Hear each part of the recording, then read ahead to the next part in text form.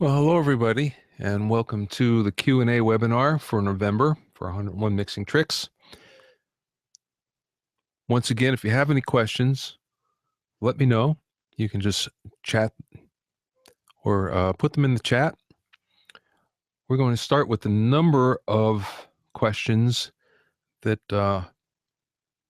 some of you either sent in to me directly or came from the forum or came from comments during the past month or so. There's actually quite a lot of them, but I only picked, 5 or 6 or 7 of them just so we had some time for everybody else today. So first of all, everyone tell me where you're from and tell me that you can hear me as well. So, just give me a, "Yeah, man." If you can hear me, everything seems to be okay, if you see the screen, and if we're doing okay. So, just give me a, "Yeah, man." If you can hear me okay and everything seems to be going the way we all expect it to. Let's see, who's here? I see a bunch of us here. I don't see anybody in the chat yet. Let's try something else.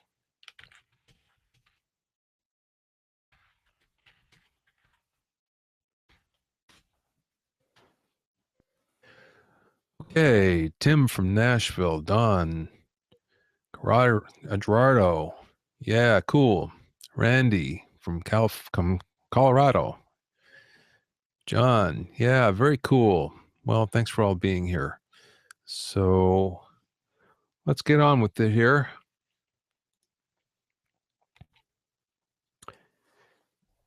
Here's one from McCall.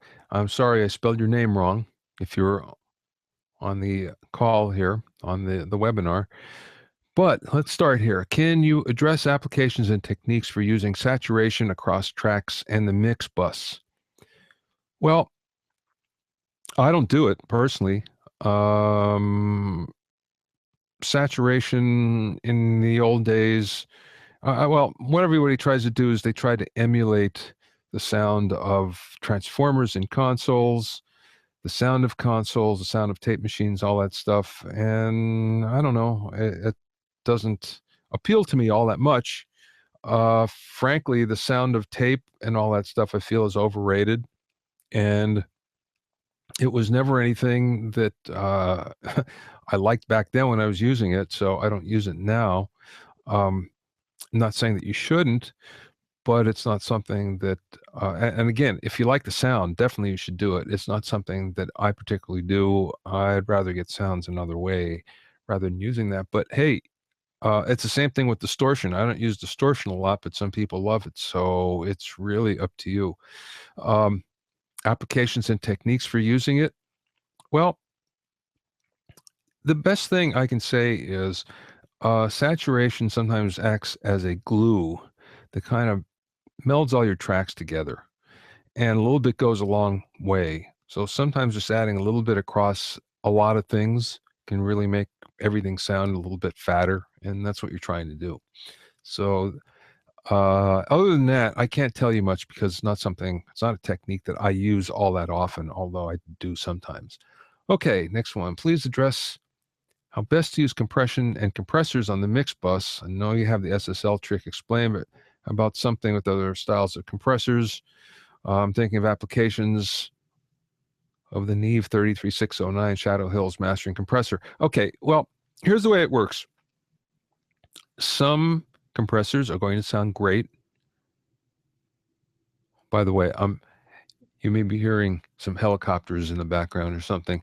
I'm in the flight path of the Burbank airport, so sometimes the wind blows a certain way, and there's only so much I can keep out. Anyway, um, you'll find on certain tracks that what ends up happening is certain compressors sound better than others.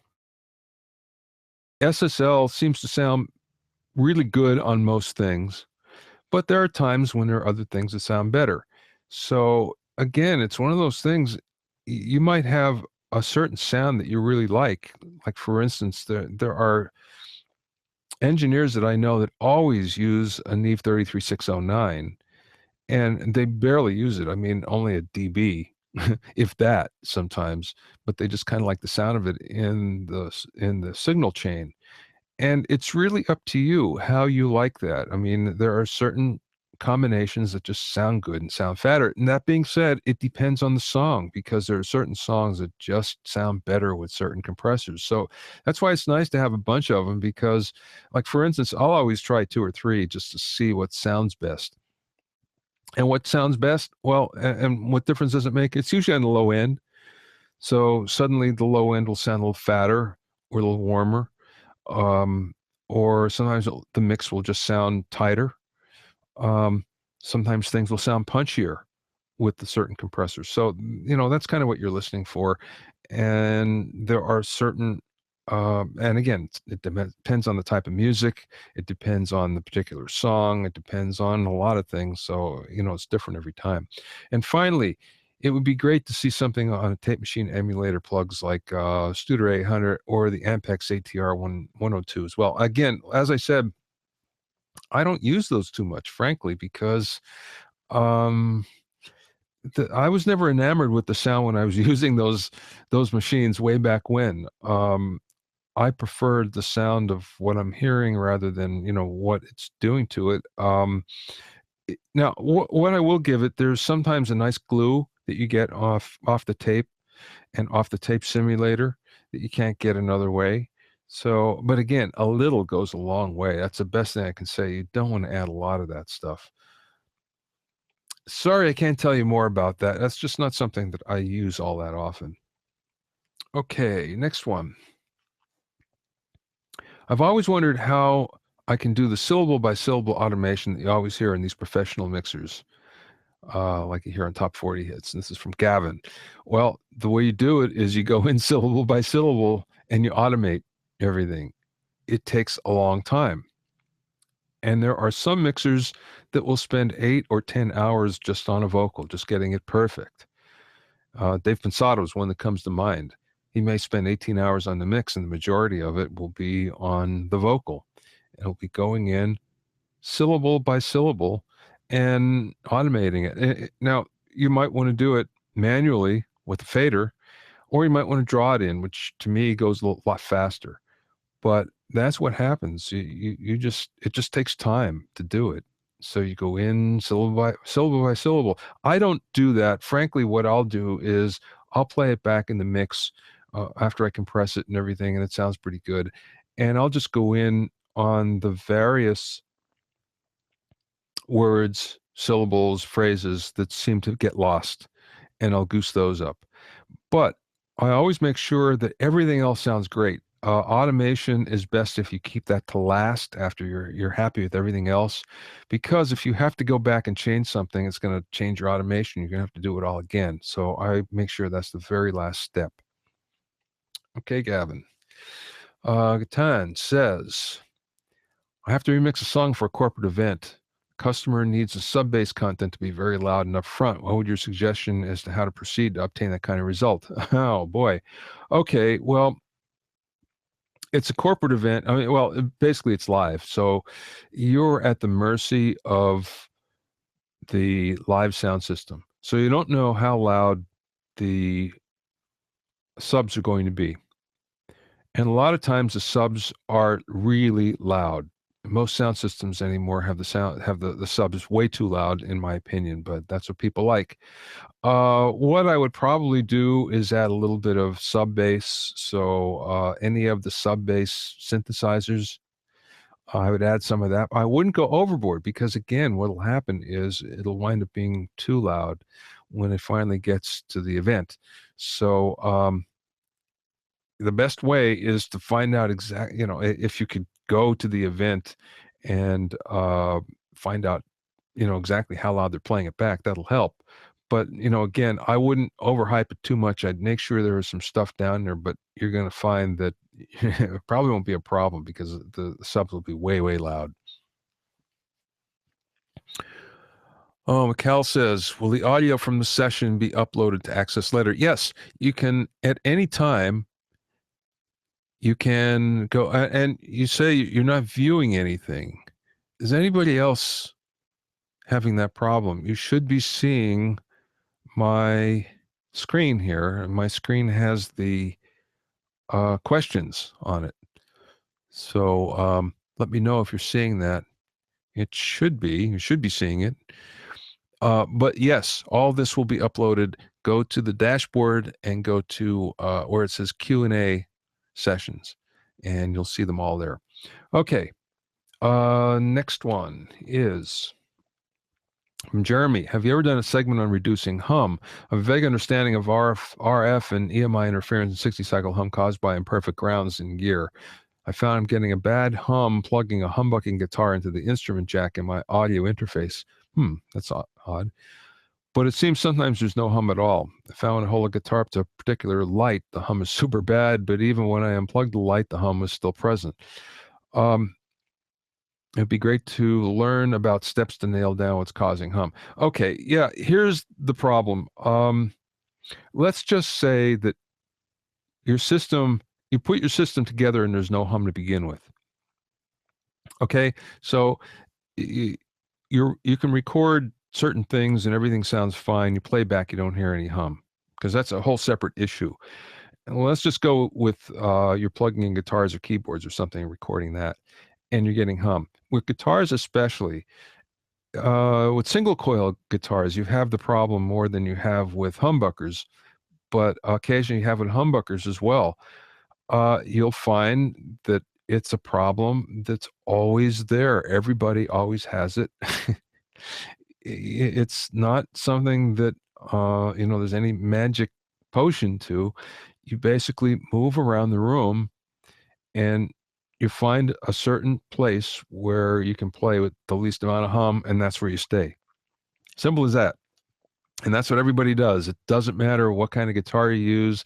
Some are quieter than others, but not always. So sometimes it's a cable. So you might want to change a couple cables, and you'll find that that will work better. There are certain cables that will affect that more than others. Um, the shorter the cable you have, usually the less likely you're going to have any of these problems. So, that's another thing. So have a really short cable and just move around the room and move your guitar around until you find the spot with the least amount of noise. And that's where you want to go. And I wish I could tell you something more, but that's the way it works most of the time. Okay, let's go to the next one here. Oh, this is from Norm. When all four buttons are engaged. Okay, he's talking about the 1176. When all four buttons are engaged, are the ratios running parallel in series, or is there some sort of summing average taking place? What little I've read in 1176 goes no insight on this factor. Yeah, this is bonus video number 7, and it's the British nuke setting trick. So you press the 4 ratio buttons in. Actually, you can just do 2 of them and it'll work the same way. But what ends up happening is it doesn't do any of those things, Norm. It works, the ratio changes as the program changes, and that's what makes it very unique sounding. The stronger the program, louder the program, the more dynamic the program, the more you'll have the more you'll have it work. So in fact, it's variable. And that's what makes it so cool. And that's why it's so difficult for any other compressors to really emulate it. And especially, and this is for a long time, we'd go to 1176 plugins and we kind of gauge what it would sound like in this particular mode, in British mode, because, it only 1176 works this way. That's it. Let's go to the next one. Also from Norm, can you publish a list of what you consider tried and true plugins? As you mentioned early on about possible price breaks or plugins for people involved in 101 mix tricks, how's any progress on that? Lastly, what's integration setup? Okay, one thing at a time. Okay, tried and true plugins, it's pretty much the tried and true ones that emulations of the ones we used forever, especially for me. So DBX 160, 1176, LA2, LA3, LA4, they all sound different. Um, things like that on compressors, the Fairchild compressor, 33609 compressor, all those things. They all sound different, so that's why we use them, and that's why we like the plugins. One of the newer plugins that I like, there's a couple of them. Excalibur, uh, which is an effects plugin, and exponential audio. Exponential audio reverbs are dynamite. Is it a standard? No, wouldn't say that, but the same guy who did all the lexicon reverbs, which are standards, does all these for um, yeah, I just mentioned the name and I can't remember it now. Anyway, that's one thing to look at. Sound Toys has some really good things. Echo Boy has become a standard for the most part. It's a very cool delay, so that's become a standard for the most part. But you can look on my blog and on my let's see, it's the Big Picture Production blog, music production blog. Do search and you'll find my top 10 favorite compressors, EQs, blah, blah, blah. And they're mostly plugins. And that's where you'll find a lot of those. But yeah, I can actually add that to somewhere. I know I have it, so I'll see if I can post that. Okay, price breaks on plugins. Yes, I'm working on that. Hopefully by the first of the year, we'll have that. So there'll be a special price break on a lot of these things for you guys. But by the way, PSP make some really great plugins, and they're very inexpensive, so you might want to try those as well. What's the integration setup where the DAW is concerned? On your videos, it seems your plugins are couched in your environment. Is that the norm? I'm not sure I know what you mean on that, but plugins within Pro Tools, like you saw, or Cubase or Nuendo or Logic or whatever you're using, yes, the plugins are usually within that environment. So yeah, not sure where you're going with that. But, if you mean external desktop plugins, don't really use those too much. It's too much of a pain. Okay, from Victor. In the first, oh, okay, so below this says number 12, the EQ'd mix bus trick. Just disregard that because this doesn't count. This has to do with phase correlation.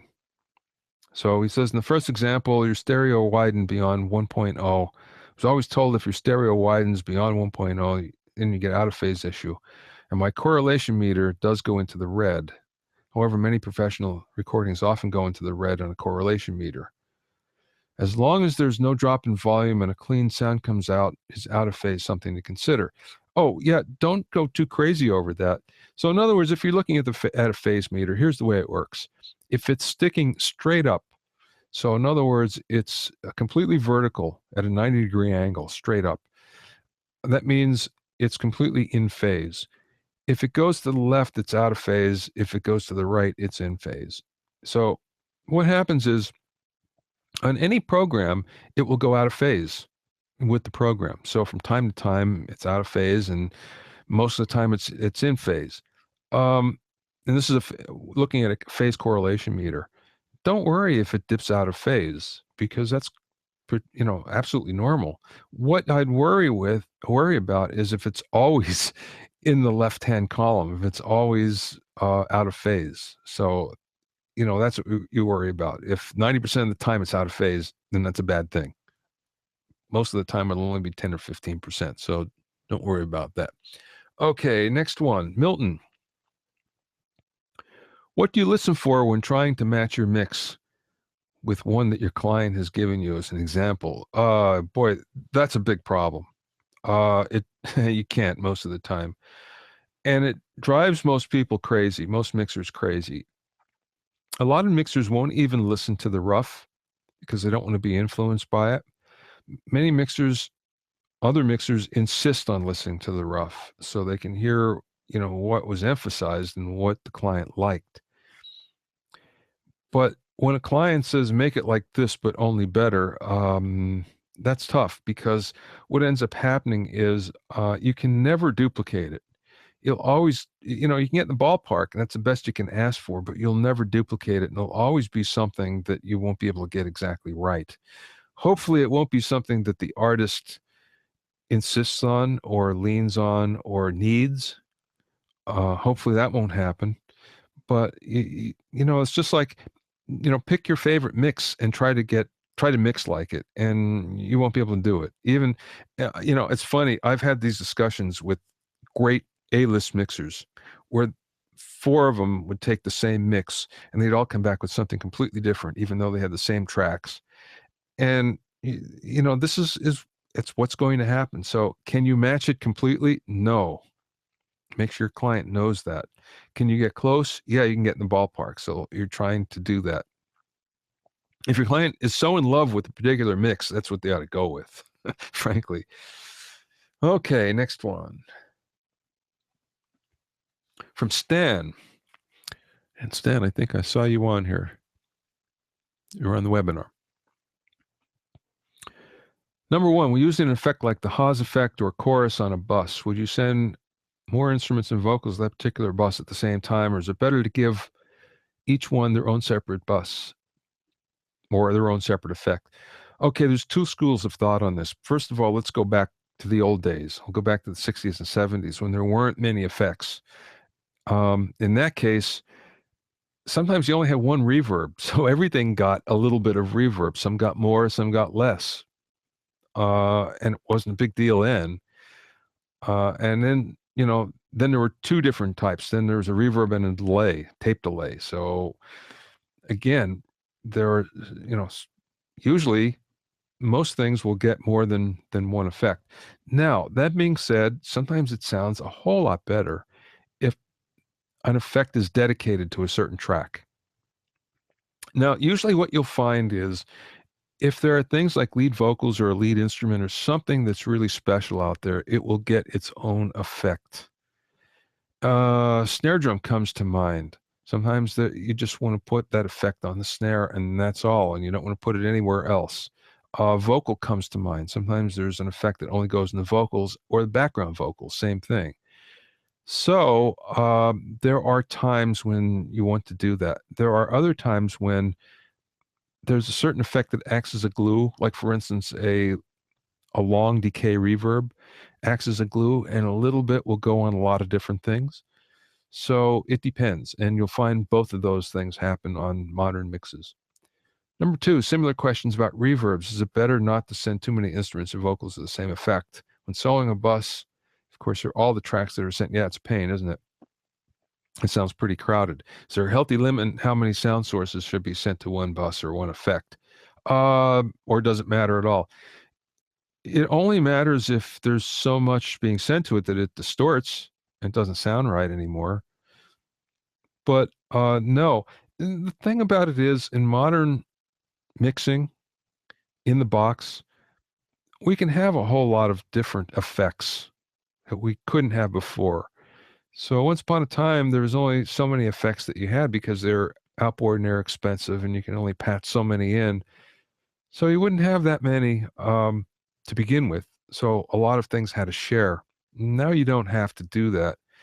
So again, like I said previous, there are certain effects that will go on a lot of different things and certain effects that will only go on one thing at a time. And that depends on your mix.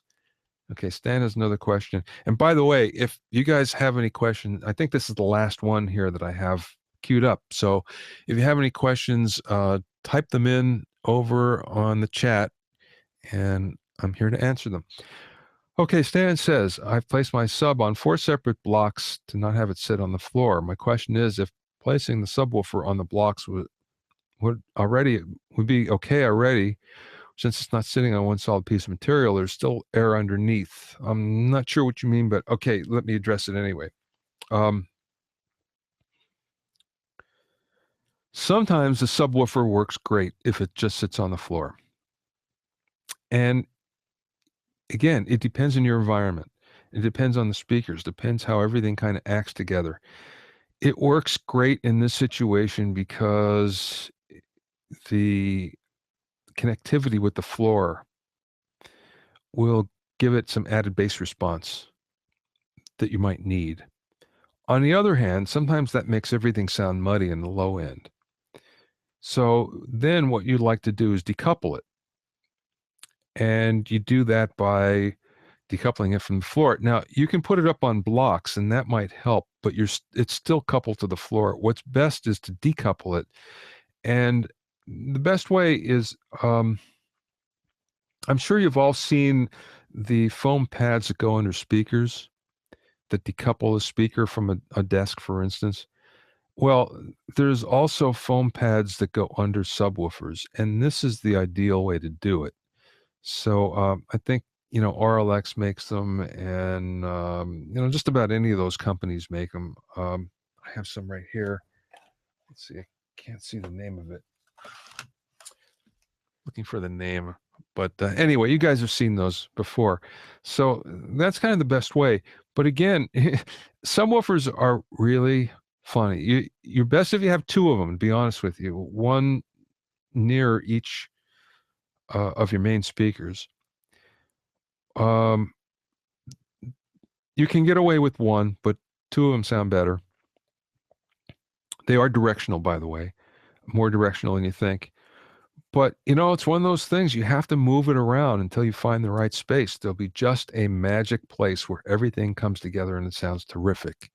So that's what you have to do. Either if it's decoupled or it's directly on the floor, it doesn't matter. There's going to be one place in the room. And chances are it's going to be in a really bad place. A lot of times it's in a doorway or, it's where you want to sit or something where it sounds great. And that's one of the problems with subs, just moving it around until you find just where it works best. But that's what I would do. Okay, if anybody has any questions, now is the time. So hit me up with them. By the way, as I was saying before, you can listen to this after the fact, as well as all the other webinars. And before that, we used to do it by phone. And they're all up under the Q&A sessions tab. Let's see, there's a bunch of new tricks that I've been working on that I'll post pretty soon. And one is really cool. It's the Hank Marvin delay trick, which if some of you don't know who Hank Marvin is, he's a famous guitar player for the Shadows, the English guitar band, kind of like their ventures. And there's a certain reverb that he used. It's a certain delay, actually. It makes it sound like a reverb. So I'm going to show you that trick in the coming weeks here. Okay, Gerardo says, when working with a string section, pad, wash, legato type instrument, would you usually use a wide stereo spread, also placing the sound toward the back instead of the front? Instead of front to back. Okay. It depends on the song. Again, I always keep on coming back to this, but it's true. There's no one way that this works. Certain songs, pads are not meant to be heard. They're meant to be felt. They're meant to act as a glue in the track. So in that case, yeah, you push them back in the track and a wide wash might work great. Sometimes not so wide wash works great too. Really depends on how you already have everything panned. There are times when strings might be doing like fill lines, and in that case, it's completely different. You want them up front. You don't want them spread so much. You want them, more in the center. So it changes all the time. It really depends. Um, again, I don't want this to sound like a cop out, but it's really different. Every mix is different. So you have to approach that way and think, okay, what is this element actually doing in the mix? Because that determines how you're going to treat it. Okay, John has a question. What's the best way to create a wide stereo feel from a mono track? For example, a mono synth lead. Well, in the mix tricks, there's lots of different ways to do this. I guess there's two things that I like to do that I could think of right off the top that I'd probably do. One would be to either use a mono or a stereo delay. And if I use a mono delay, I'd put the dry source maybe to the left and the delay slightly to the right. And depending on how big and wide and obvious you want it to sound, you'd either want a very short delay or a longer delay. Time to the track usually, and if you want it to really stick out, you would not time it to the track. You could do the same thing with a reverb, for instance, where you put a reverb, um, dry on the left and a mono reverb to the right. I mean, that's another way to do it. But usually, if you want something to be in stereo, another way would be with the modulation, for instance. A nice slow flange or something. And again, two ways to do it. Just get it in stereo, flange or a chorus, and stick it around, your vocal or whatever it might be. So again, you don't want to go too wide with it. If it's a lead instrument, you want to keep it pretty much in the center, but you spread it out a little bit to the left and right. So that's what I would do. Randy says, I'm a newbie in the box DAW using Personas, and I've been mostly live sound guy. Okay, can you explain each track's the slider that has auto on off retouch? Okay, okay, right. You're talking about automation. Okay, here's the way this works. All automation works the same way, and probably you don't have to use most of these modes. Um, the way automation works in a DAW is exactly the way it works on a real, hardware console. Um, I never liked the way it worked on hardware console, and be honest with you, but I like being able to draw it in on the DAW. But if you're going to use the faders, if you're not going to draw it in, you're going to use the faders to ride something. You have basically four different modes. So five different modes, really. Off is, pretty much self-explanatory. It's not on. It's not reading at all. So and I like to use this sometimes where if I've recorded some automation and I've just made some changes and the automation's getting in the way, I'll turn the automation off. For instance, if something is ducking when I want to hear what it sounds like when it's not, then I'll turn it off. So you need to turn it off or turn it on. The other, it's right. So what happens when you're writing, it's recording the automation, and it's recording this automation track just the same way as any other track. Um, so it's following all your moves. And the basic moves are the fader and the mute control, the mute button. It could be looking at other things as well. It could be looking, at EQ moves or aux send moves or anything like that. But most of the time, it's just those two things. Uh, there's several others. Uh, touch automation is read, for instance, basically means if you put it into read, from then on in, it just reads the automation that you recorded. And no matter what moves you make, nothing changes. Um, there's touch automation, which you'll use most of the time. Touch automation basically means when you touch that fader, it starts to write automation, starts to record it. And when you take your hand off the fader or, take the mouse off the fader, it stops recording. And so it only records that, time that you're actually moving the fader, working the fader. And that's brilliant. So use that for updates. Use that most of the time. There's also something called latch. And what latch mode basically means is it's reading the automation. It's in read control, or it's in read mode, and it's reading, and you go into latch. And then when you touch it, it stays in write from that point on. It stays in record automation from that point on, even if you take your finger off. And sometimes you want to do that because let's say you have you want to put everything up, a dB or 5 dB or something. You make that move and you just want it to go through the end of the song. You put it in latch and you do that. And that's the way that works. Okay. Hope I didn't confuse it too much for you. Tiona says, is there anything in particular you can do with virtual instruments to make them sound more real?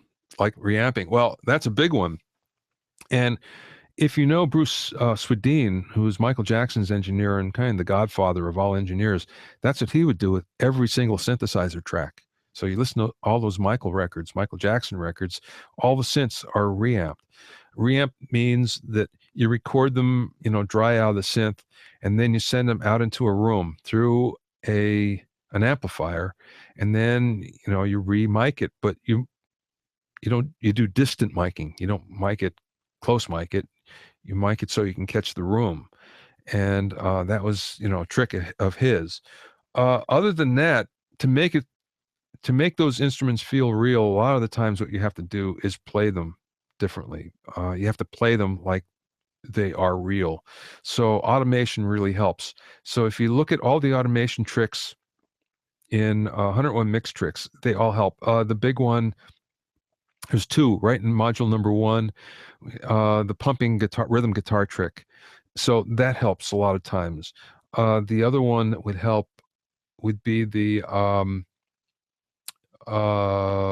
I forget the number, but it's the drum trick, pumping rhythm section trick on fills. So that helps sometimes.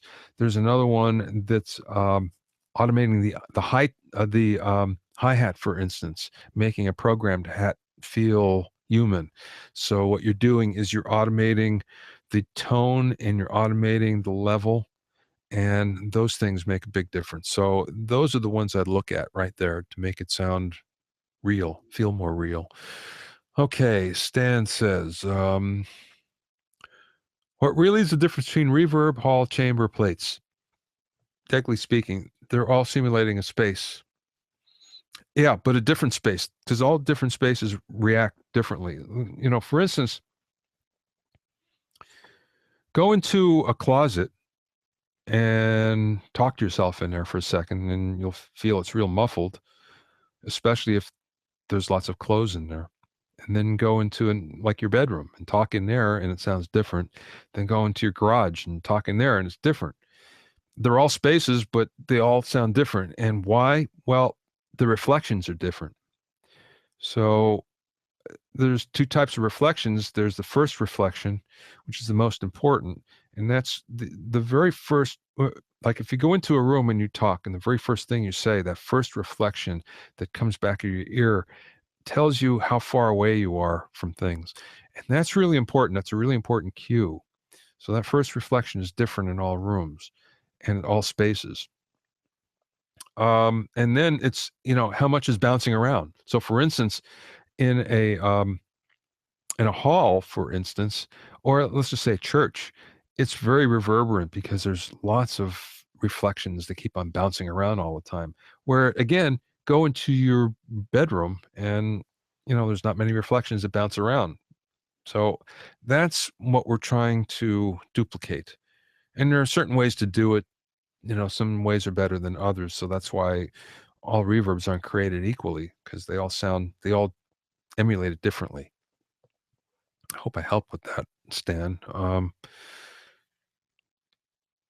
Let's see, just so I can make sure. So, again, what's the difference?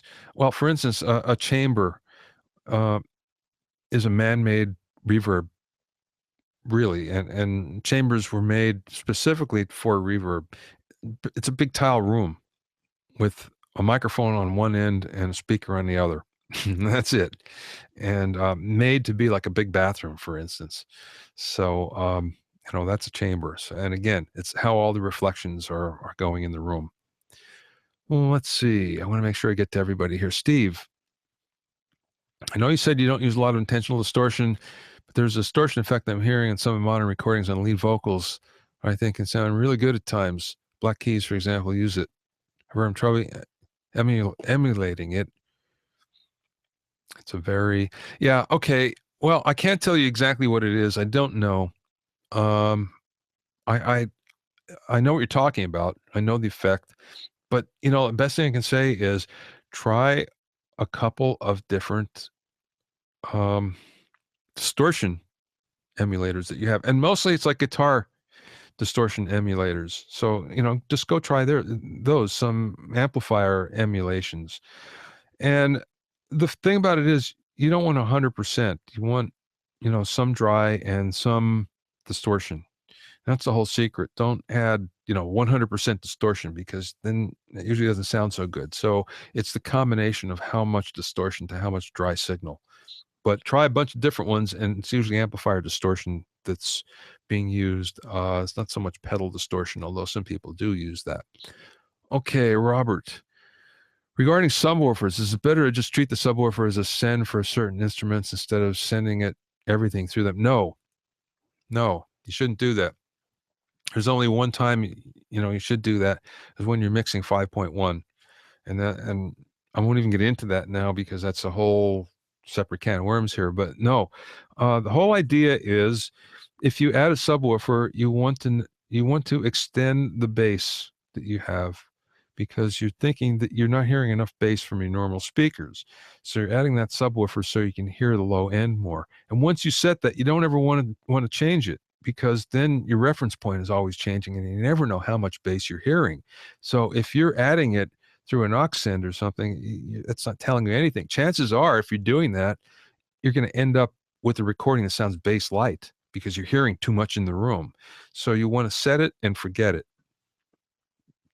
Okay, Gerardo again. How can I determine if a soft synth patch is in real stereo, or if not, how do you create a real stereo sound from it?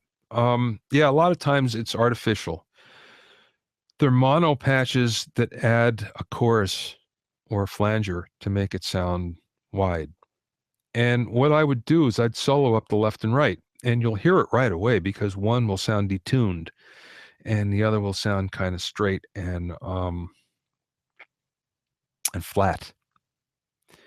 So what I would do is, if I like the sound of, the artificial stereo, that's what I'd use. I mean, a lot of times they sound great. If not, I just recreate it by using any one of the, various 20 or so or 30 tricks, effects tricks that you see in, I think number 2, module number 2. Any of those to make mono into stereo would help. But, again, a lot of times they sound really good. It's just, if they don't, or if what happens is, see, usually on virtual instruments, they sound pretty good. And virtual instruments, a lot of times, are recorded in stereo to begin with, so they're not artificial. It's synthesizers where you have the problem. So a hardware synthesizer, you get a hardware synthesizer many times, and it starts out, as a mono, something in mono, and then they make it stereo by adding the effect. And you get that also many times in, a stereo patch. On piano patches and stuff like that, not so much. But yeah, that's what I would do. I just, listen to each side, solo each side, and see, which one sounds good and which one sounds bad. And one sounds bad, dump it. Okay, Gerardo again. I record a lot of instrumental music. Would you consider using the vocal tricks on lead instruments? Yeah, of course. Sure, they work on anything. Yeah. The same way you treat, lead instruments, or lead vocals, treat a lead instrument. So yeah, anything in module 5. Randy, there's a Personas fader point. Yeah, I have one too. I'm not saying everything here. I use the bus for 3 tracks. I tried to start low and raise the volume on the 3 tracks. I put in the bass so I could ride the fader on the bus. It would not stay. It was only live. How do I get it to stay? Not sure what you're saying there, Randy. I'd have to see it.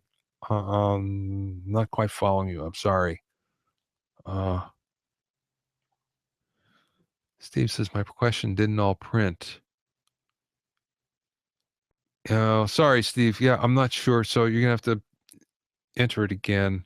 There might be a limit on what you can put in. Um, yeah, Randy, I don't know. There's probably something, within the DAW that's set up. I don't think it's fader port. I think it's in the DAW. The way you have it routed, best thing I can say. So, okay, Steve, you already answered my question. Thanks. Oh, cool. All right. I don't see any more questions. If you have anything, hit me with it now. Otherwise, we'll do another one of these soon. Save up your questions. Actually, don't save them up. Just send them to me. If you have a question, send it to me, and I'll be happy to help you when I can. Don't forget, if you want to listen back to this and any of the other ones, then just go to the Q&A tab on your dashboard and look for some new upcoming tricks you'll see pretty soon. There's 4 or 5 of them in the works. It's just a matter of time right now, more than anything for me. So when I get some time, I'll make sure I get them up there. And again, let me know. Let me know which tricks you really like, and if you don't like some tricks, let me know that too. And I really enjoy and look forward to your comments. So if there's no more questions, thanks again for being here. I really appreciate it, and I hope I helped you. So until next time, take care. Oh, wait, one more. Gerardo, what are your thoughts on creating different sonic spaces to play in order to create new music? Yeah, well, that's the way it's done, Gerardo. There's usually not one sonic space. If it's live, for instance, if there's something that's live, yeah, there's usually one sonic space, but not always. Give you an example. There's usually well, a typical mix today would have 4, 5, 6 different sonic spaces. Something different for the lead vocal, something different for background vocals, different for the snare drum, different for the rest of the drums, different for some other instruments, different for a pad. So yeah, there's always a bunch of them. Sometimes it just works with one, but most of the time it's more than that, especially the more modern you get. Tim, please give me a basic tip or two on mixing bass and kick.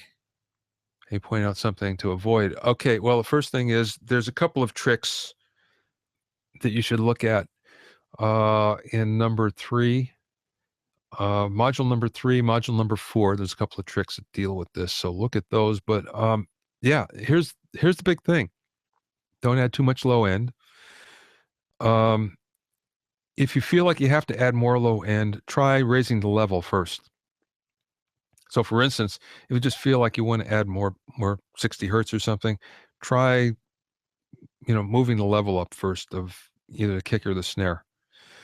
The second thing is wherever you boost on one instrument, don't boost on the other instrument. So if you're boosting at 100 on the kick, don't boost at 100 on the bass. No, as a matter of fact, you might want to attenuate a little bit on the bass at that particular frequency, and that's the way you make it work together. If you boost everything out at the same frequency, it all kind of melds together. So that's what you don't want to do. So that's a couple of quick little tips right away. Cal, did you just discuss tape saturation? Yeah, I went over that kind of in depth. The very first thing, if you weren't here. Boy, that was a pretty low plane that just came in. Again, I'm in the flight path of the Burbank airport today. It might have been a helicopter. Anyway, yes, I did, Mikal. It was in the very beginning. So if you go back, there's about 5 minutes all on that. Okay, everybody, thanks a lot, and I will speak with you soon. And don't forget, keep those questions and comments coming. Thanks a lot.